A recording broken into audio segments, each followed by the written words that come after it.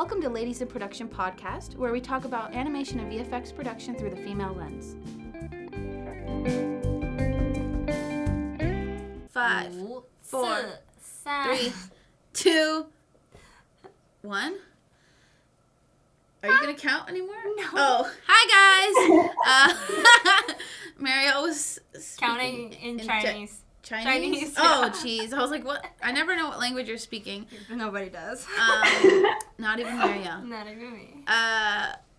Cool. Yeah, so we're going to talk about navigating promotions. I feel like that's kind of like a big thing right now since we're still in the great resignation, and like people are like kind of figuring out. People want money, they want rights, responsibility, human needs being met. Yeah, just your human needs being met. So I feel like all three of us have had very like different experiences. So I think it'll be cool to kind of like get everybody's take on this. So I think like my first question is like, really, what do you guys like? How do you know when you're ready to get promoted? Like when you feel ready. That's a good question. I think when I was a PA and I became a coordinator, I knew that I was ready because my job was just so easy for me. Yeah. I think that was one thing, is that I knew exactly what my job is and how to do it, and I was very good at it, and I was ready for the next step. And I was craving for something new. Yeah. And so I think that's how I got promoted and was able to start off well. Yeah. Nice. Yeah. To be driven to the next challenge, and maybe even like a sign would be a little bit of boredom in your current role would be a sign. But boredom. Sometimes people are, and we'll get into it, but sometimes people are just kind of tapped because of how they act in their current role, and they seem to be reliable. They seem to be, someone that could manage or, go to the next step. Sometimes you're tapped and you don't feel ready, but it's just happening. Yeah. Sometimes you have to do that job in order to get that promotion too. Yeah, but also it's like, what if you don't think you're ready, but everybody else knows you are? I feel like that's what Krystal's saying. It's like you're not confident, but everybody else is around you.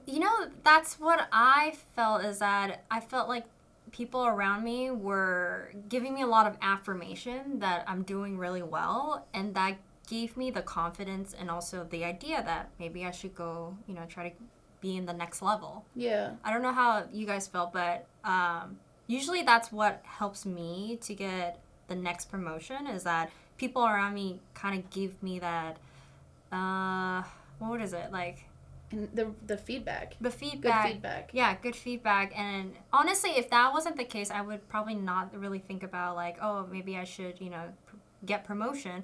But when people around me are so confident that I do my job well, I think that's where, even though I don't know like what I'm supposed to do as a coordinator, for a PA or coordinator, like I think just the fact that people trust me, I think that's usually like the huge aspect and the value that I take with me. Is like, okay, I won't drown then. Yeah. I had like a different experience where I was so good at my job that they didn't want to promote me because I was too good, and they didn't want to have to worry about someone else. And I was stuck for a really long time. Your reward is to give more job in that position, not get a promotion. Exactly. And that's happened many times. And that happens a lot. I don't know if that happened to you, Krystal, but a lot of the times what happens is since you're so good at that job, they don't want to let go of you. Yeah, definitely. I mean, in my case, it was less about a promotion and more about the types of work that I was getting. So at the time I was getting helicopters and things like that to model, and hard surface assets, and all I wanted to do was character stuff. And my reward for doing really well at the hard surface stuff was just to get more boats and stuff. So I was just kind of left without being able to have the opportunity to do the thing that I really wanted to do, even though I made it clear. Yeah, and that's also like really disheartening. And sometimes you're like, should I just start to be bad? I know. Should I just work slower when I could do better?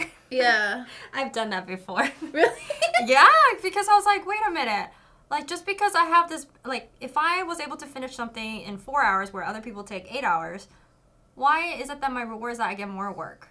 I want to rest. That's why I'm doing it faster and better.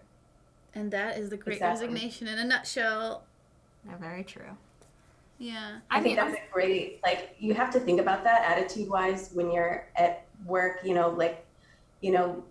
bring yourself into, like, you can show that you can do things really fast, but that doesn't necessarily mean that you have to, because you set your own bar of expectation when you enter a new position.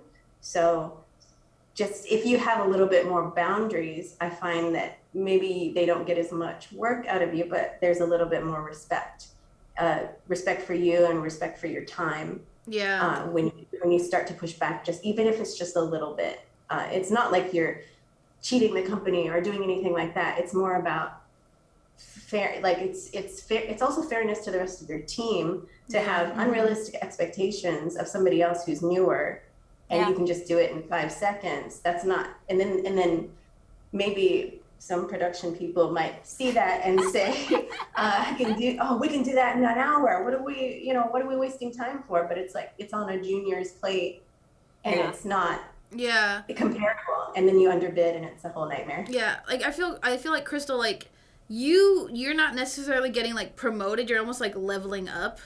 Like, because you're kind of staying where you are, but you're, like, you get permission to get better stuff, or, like, cooler, or you get more responsibility, but you're not, like, getting a title change, really, most of the time. No, because I'm not pursuing title changes, because I have no aspirations to be a visual effects supervisor. Yeah. So I don't really want that next level up, because it's not about the management, like you said. It's for me, it's more about growing as an artist within my current role and being more sought after in my specialty. Well, here's a question then, because in production, people like to grow because that also comes with salary, right? But as an artist, I know in some industry, like, you could become a supervisor and then you could become an artist again. Or, some folks, they just want to stay as an artist. Like, is there any negotiation in your salary when it comes to, like, just staying as an artist? Well, usually places, depending on the place, some larger companies would have, like, a pay band, and this is the range that you're able to get within that, there would be a ceiling. But if you're happy with that ceiling, then, you stay in that position. To be honest, every time I've been presented with the opportunity of being a lead or a supervisor or anything like that, the pay scale has been so minute versus the level of responsibility that I would have to take on and stress. What's the point in that? Yeah, it's, like, not worth it. Yeah, there's no incentive other than the title, and I'm not interested in the title. Yeah, it's like, feel like production, like, the pay bands are so, like, drastic. Like, you could be a PA in, like, visual effects, and you could make, like, way more than, like, a PA just at, like, a animation company. And then, like, same, like, as you kind of go up, but then, like, visual effects coordinators often have, like, or PAs have, like, more responsibility than, like, animation. Yeah, they do. And there's less titles to climb up the ladder. And then, so, like, you have, like, multifold where, like, production year, like, a PA gets paid way less than a cord, which get paid, like, way less than, like, a production manager or, like, supervisor, and, like, even way less than, like, a producer. Yeah. So it's just crazy. And then you'll go to other places, and then, like, the whole range is different. Yeah. Like, when I came to the VFX studio, my raise was, like, 20% high, 25% raise. Like, every time I get quote-unquote promoted, and honestly, like, I've been very fortunate. Like, it was all about timing and, like, what projects were coming around. Yeah. That every time my contract was about to end, they needed someone, and I just happened to be a good candidate. So they would give me a huge raise, and then the bump would be, like, ridiculous, where I was like, wow, this is amazing. It's still lower pay, but it's still amazing. Yeah. But the VFX world, not all of them, but a lot of them, not all of them and not a lot of them, but I just happened to be in a position where I was able to get fair amount for the position, whereas if I go to, like, animation studio or other places, it would have been 20% less. Yeah. So in terms or staying within the same company sometimes. Yeah. Versus jumping to another company, and I think that's another reason why we keep jumping around. Why companies and artists, excuse me, tend to keep salaries like pay ranges and salaries a secret so that you can negotiate, and you just ask for what you want instead of them telling you this is like the range, which is kind of problematic in transparency's case. But you know, sometimes you're able to jump a lot higher when you go to another company than if you stayed in one position and then they just give you, you know, 3% a year. Yeah, the merit. You know, and that's the standard. It's like you're never going to get anywhere if you start from. That's why it's hard to be loyal to one company, because they know that you're better off hopping around because you get a huge raise. It's better for us. Yeah, but like I know that artists jump around a lot, and it's not a bad image at all, because that's just the nature of it. But I remember, I don't know if it's still like that now, probably not, but when I was in production before pandemic, it was a bad reputation for production folks to hop around. Yeah. I think that opinion, seemingly that opinion is only based on what, like if you're constantly bringing in, as a producer, constantly bringing in work, then if you're tied to if you're like at one place, then you would be headhunted, you know, to go somewhere else if you wanted to. Yeah. And you would bring that clientele with you, and that's part of the value. I don't know about all the other production roles, why that would be a problem, unless I feel like it's more, for me, I get more weirded out when there's a large turnover in production at a company rather than one person going around. Because like usually if a whole production team leaves, then that's when you know something's going wrong. Mini strike right there. Yeah, because like you could work somewhere for like 10 years as a production person. You're always on different projects, like you're always working with different people, like you're happy, like you can bounce around, like you can move up. And like production, most places that production work, you're usually staff, because they want to have that like consistency for the artists and like for the clients mostly. So it really looks bad to the studio if you can't keep your production team together, more so than artists. Like, but that reflects poorly on the studio, not the individuals. So if you were going to get a resume from someone who wants to be in a production position in your team, what would be a big red flag? I don't know if the bouncing around, like I wouldn't think it's, well, I'm also speaking for myself because I have bounced around recently, but I wouldn't think it's a red flag on me, because I could be like, oh, I was freelance, I was on a project, my project ended. Like, you can't really make that judgment in this industry. And you build a reputation, right? Like, if you have people to vouch for you that someone knows through someone else, and they know the situation, not like, oh, they left because they're terrible, you know? Word travels. Yeah. Words do travel in this industry, as big and small it is. Yeah. I have good words. Yeah, you do. You do. Savanna, how did you... So you were being unfairly, like, pigeonholed into this role because you're so good at it. What did you do to get out? How did you fight for what you wanted? So, I didn't fight for my rights. Because as much I'm a lot of talk and not a lot of bite sometimes, especially when I was 23, 24, like that's like, I don't know. So young. I was a baby and I didn't know what to do. Like I was scared. Still a baby. But that's when Miss Tiffany Weber, a great friend of ours, a friend of the podcast, a friend of everybody that knows her, she was like, I want you on my team. And she was fighting for me in the background, like 5 months after I started. So I was in that role for a year and a half almost as a PA. And Tiffany started fighting for me around like 6 months in. So she was trying to get me on. Nobody was letting me, like, they didn't want to let me go. Like, the CEO didn't want me, or COO didn't want to, like, let me out of that role. Like, HR liked me where I was because I was, like, doing all the stuff for them. It was great for them. And it's fine. It was because you set the bar really high, though. Like, you were so good at your job. Because I was scared of getting in trouble. But you were so good. Like, you were always 2 steps ahead of everything. Or pretended. Because I would also I have life hacks. Exactly. You knew how to answer things and get things done. Like, regardless if that was true or not, you knew how to get them off your back. Yeah. This is my tip of the day. if you forget something, just say, oh, I was about to ask you about that, and then make up a question to cover that you forgot. And Krystal... That is so great. I know, isn't that great? And you don't have to be honest. Shit, I forgot. And then usually there was something that you needed, like a silly thing. Like, oh, did you want that desk over here or there? And they're like, oh, over there. I'm like, oh, great, thanks. I've been meaning to find you. I just have, day went away. Like, everything went away. And I feel like I've heard those lines a lot in the company. Every other day. So I'm like, oh, this is just like, what is it? A blank line that you use when you don't remember. Yeah. But like back to like getting, so a coordinator went on vacation. There was nobody to fill in the gap. So then I was brought on to help finish this project. It's all about timing. And then, timing. And then I did a really good job on it.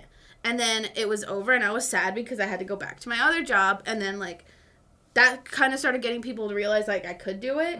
And then I got to finish that project, which I wasn't actually going to originally. I was only supposed to cover for 2 weeks, but they let me finish the project. And I was doing my old other job at the same time. And then another project came around, and it was, like, a very, like, easy project for the studio. Like, the clients were always there. Like, the content was chill. Like, it was just an easy thing to hop into. So I hopped onto that project, proved myself, and then I was still doing my old job for a really long time until finally, I think it was, like, LDR? Yeah, like, I hopped on Love, Death, and Robots with Tiffany because she's like, she's coming. She's coming with me, and this is happening. So I was like, great, easy. And then Mariel trained me, and it was, like, perfect because I had someone to train me. I had some experience, and then I was just like, Mariel, just tell me what to do, and we did it. And that's really it.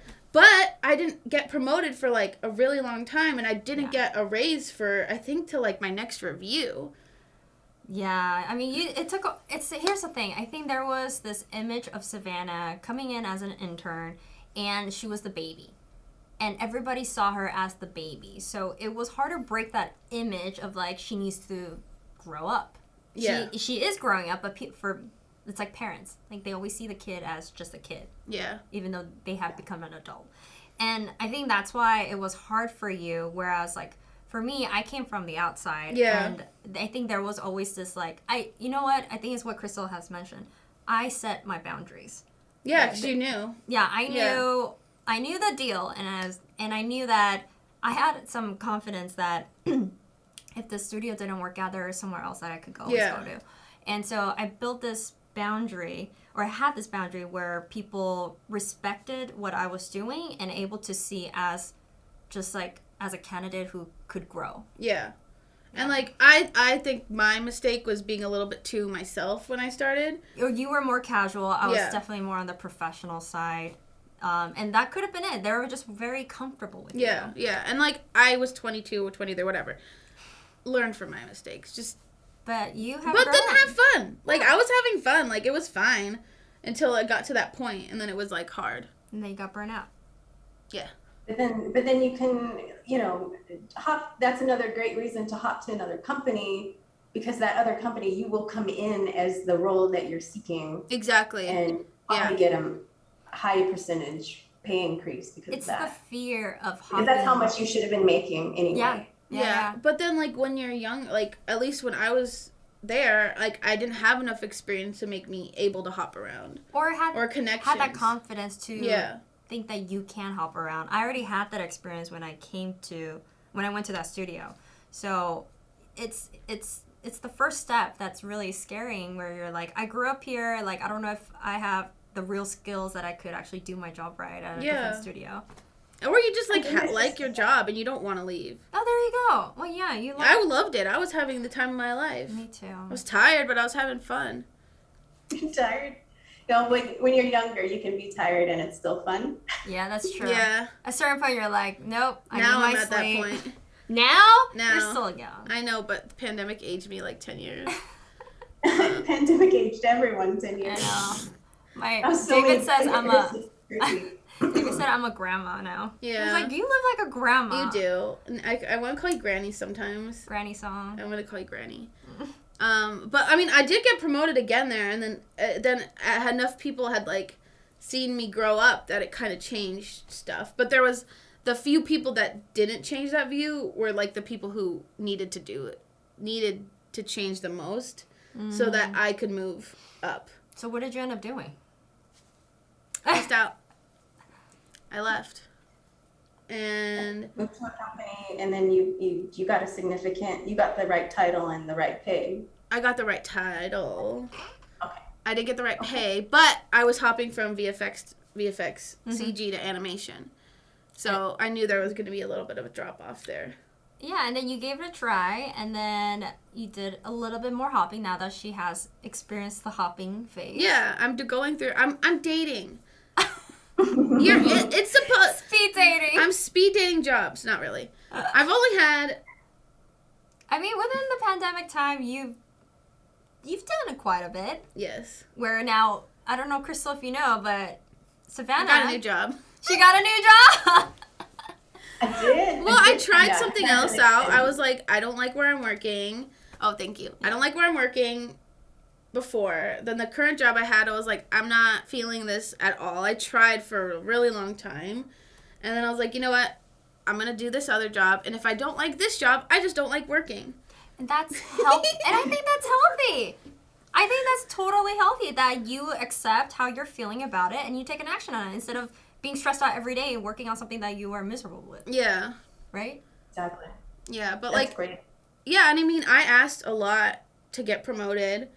And I got told no a lot, or I got brushed off, and I never followed up, and I do regret not following up, because HR is not your friend, they're the company's friend, so if you ask them something and they don't get back to you, you should just ask again, and then again, until you get told, like, no. And then that's kind of when you make your decision, like, like, what do you do if you ask for something and you don't? Like, Got it? Like, Krystal, when you were asking to stop being on the helicopters, like, did anybody help you? What ended up happening was a progression in so this was just a personal artist journey where I didn't, honestly, it was probably a good thing that they didn't put me on that stuff because I wasn't good at it yet. And, but instead, you know, because I have a lot of good soft skills, they were pushing me into management. So it was more and more like in your situation, Savanna, where, oh, you're good at hard surface modeling, you're good at organizing, you're good at like communicating with a team. We're going to just keep pushing you into management roles. And then the more I leveled up artistically, I was able to do more of that creature work, but I was never allowed that chance to have the freedom to do it like the senior artists were able to, because I was managing, and that was too important to let go. Like they would not let me do it. And how did you like so feel? I had to jump. You had to leave. I had to jump. Yeah. Yeah, I had to leave, and then I came in as that position that I had always wanted. And it was funny because it wasn't I had the experience in management and the experience in visual effects, but all of the personal work was the thing that got me the job doing the thing that I wanted to do. So it was like on the side. Yeah, but you had time because you were so good at doing the hard surface stuff. It almost like you had some more extra time or mental capacity to work on your other stuff to get you that job, right? Kind of, maybe. Well, you have to do it after work, and you know the hours aren't great. So yeah. It was quite a push to do it after hours and all the reward. Make sure. Yeah. So when it comes down to that, if you do put an effort to get what you want, you will get it. There is a way to get it. There's a way, yeah. People are telling you no, then you're not around the right people. Yeah. Or be self-reflective, of course. Like really take it in. Like, do I need to work on my skills? Like they're saying, if you're at a company that you trust, maybe so. But if you're at a place where you feel like, no, I should be, you know, my peers in other companies are getting ABC. I'm doing the same job, if not more responsibilities in the same job. I believe that I have a case to make, and you can make that case to your company. And if they don't respect you, then they're not going to promote you. Respond. So, and also do what Savanna says as well, like bug the crap out of them. Mm-hmm. And if that doesn't work, then you gotta say goodbye. Yeah. I think that's the hardest point, though. It's like, what if you just love everything, but you don't get that one thing? And it's you. And that's the most fucked up part. It's like, that's the one thing that you can't, it's you. It's like, you like your job, you like the people you work, or you like the people you work with, you like the company, you like the art you're doing, and then the only thing that is, the problem is, like, almost you, so it's, like, really upsetting. Like, you can't fix the one thing that is making you... Like, you mean you as in your skills, or... Or, like, I mean, it's like, okay, so, like, if I was a PA and I want to get promoted to a coordinator, and I want to stay because I like the work we do, I like my coworkers, I like where my job is, whatever, but then it's, like, the problem is almost, like, internal, because it's like, well, you should just be happy that you get to work here. Like, why do you want more? That's more of, like, that would be, like, what I would say. That's what I was saying in my head. I think that's the problem, is that when people say you should be happy just because where you are. Yeah, but then it's I think that's horrible thing But then that's when you start feeling it, like, you get self-doubt. Gaslighting yourself. Yeah, you get all this self-doubt because everybody around you is saying... And undervaluing your own values. Yeah. You know, that's the worst part of it. And you know what's the great... One thing that you should look out for is having great peers then. Yeah. Because those peers will tell you what you need to hear. Yeah. Because if they don't care about you, they won't put the effort to tell you what you need to hear. Yeah, I mean, I feel like you told me all the time. Did I? I don't know. Well, because I was, like, going through it. Like, I felt like I was ready. Everybody around me told me I was ready. I was bored. I loved what we were doing, and I didn't want to leave. And then I started interviewing around, and then I was like, oh, I can do this. Like, I know all this stuff. But I'm like, I don't want to leave. But then it's like, oh, then it's me. I can't just accept the situation I'm in. But then, like, fuck it. Why do you want to accept the situation you're in? Yeah. If you're not happy. Well, and that's holding you back from growth. Yeah. If you want growth, I mean, it's totally legit to stay where you're at. But if you want that growth, all of those comforting elements are also holding you back from that next step. And that's why I suffered for, like, so long, because I was like in love. Like, I loved everything. Oh, it's like a love abusive relationship. Yeah. But Savanna, you not being able to get a raise or a title isn't only a you problem. Oh, no, I know, but it felt like it was. Because, like, other people would, like, they would go and, like, interview, and then they would get a job offer. And then they would go to HR and be like, oh, I got this job offer. And they're like, okay, pay bump. It's just like relationships, too. You could have a relationship really fast. You're just trying to find the one that you like. And that's hard. Which is why I started doing stuff. Speed dating. But I know I have the luxury of doing that now. Back then I didn't. When the younger you are, the less experience you have, the less you can hop around. Sounds like life lesson. Yeah. But now I have the perk of that. Yeah. And some you have a long-term relationship and it works. And then some you have quick ones. Mm-hmm. That are just, learning lessons. I always look forward to a long-term relationship, but it always turns out to be a short-term. Yeah, we like consistency. We've just been looking, like, searching. And, we found one. I don't know. And we'll see how it goes. We'll see how it goes. I'll report back. Hope for the best. Yeah. Mare, I don't think you told us what happened when people said no to you, or if anybody did. Well, so there was time when I was getting my feedback, and I had my expectations of what I should be getting in the next round. And when that didn't come around, I had to really reevaluate whether or not I want to stick around. And I decided that I wanted to leave because, one, the feedback wasn't it wasn't what I was expecting, and number two, I was just really bored. And that was you had maxed yourself out. Yeah, I did everything that I can there. I learned everything that I can, and I think there was just nothing as exciting to look forward to, and I needed something new in my life, and so decided that I had to hop onto a different ship. And there's nothing wrong with that. And there's absolutely nothing wrong with that. It was a good decision. Yeah, I'd say so. Long term, looking back. Yeah. It's been interesting. Mm-hmm. But, yeah, I mean, I think asking for a promotion is hard. Getting a promotion is hard. I think we could probably go on and on about what to do after you get promoted, if you are so lucky.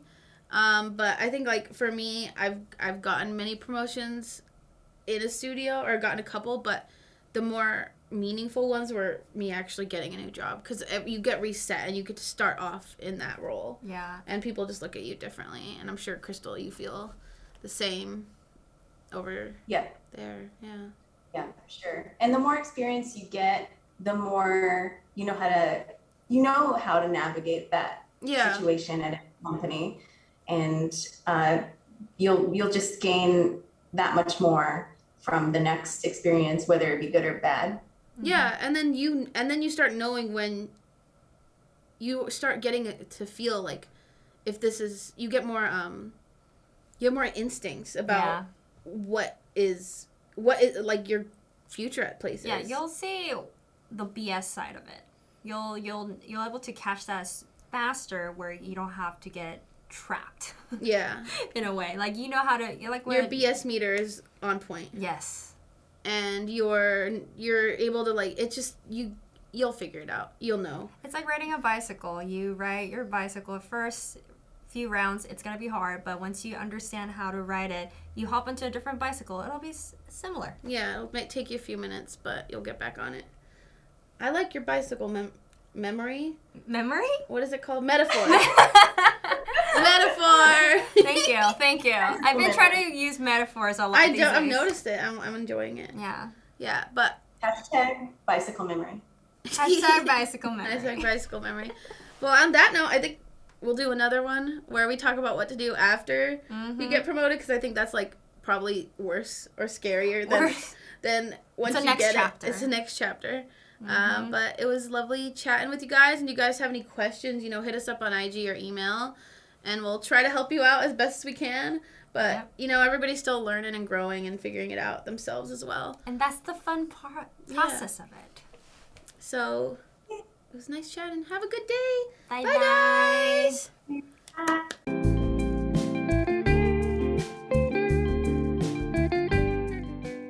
For more information, follow us on Instagram at ladiesandprodpodcast, or you can email us at ladiesandprodpodcast@gmail.com.